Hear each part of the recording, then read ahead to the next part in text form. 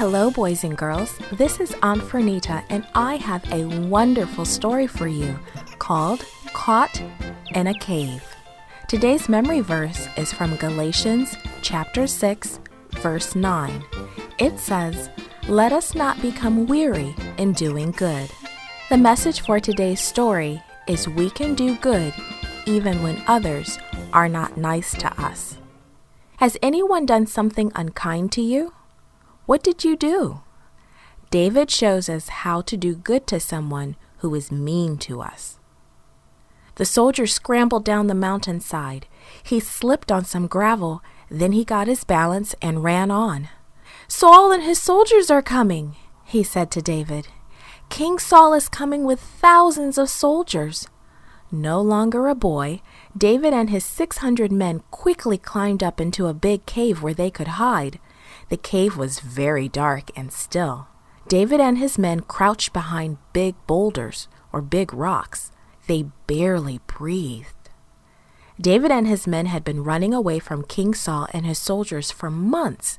King Saul had made it known that he wanted to kill David. Why?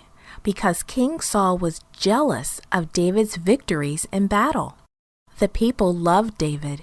They even made up a song about him, comparing him to King Saul. And King Saul didn't like that one bit. Suddenly a man walked into the cave. A very tall, big man. It was Saul. The king turned and faced the entrance of the cave. He squatted down and pushed his robe out behind him. "Look," one of the hiding men whispered into David's ear. "The Lord is giving you a chance to kill King Saul." "I cannot," David replied, "for God has made him king. I cannot harm him." Then David took his sharp knife out of his belt. He crept slowly and without any sound toward King Saul. Then he reached out, cut off a piece of the king's robe. David crept back to his men. But then he began to feel bad about cutting the king's robe. When Saul stood up and left the cave, David followed him. "My lord, the king," he shouted. "My men and I could have killed you," David said, "but I will never hurt you because you were chosen by the Lord."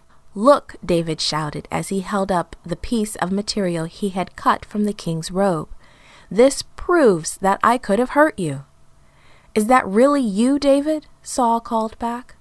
"You are a better man than I am," he said with tears running down his face. "You have been merciful. I know that you will surely be the king of Israel after me. Just promise me that you will not hurt my family." So King Saul and his 3,000 soldiers began the long trip back home.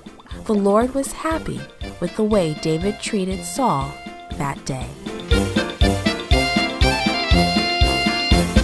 This podcast was brought to you by Gracelink.net and Studio El Piso. For more children's resources, please visit Gracelink.net.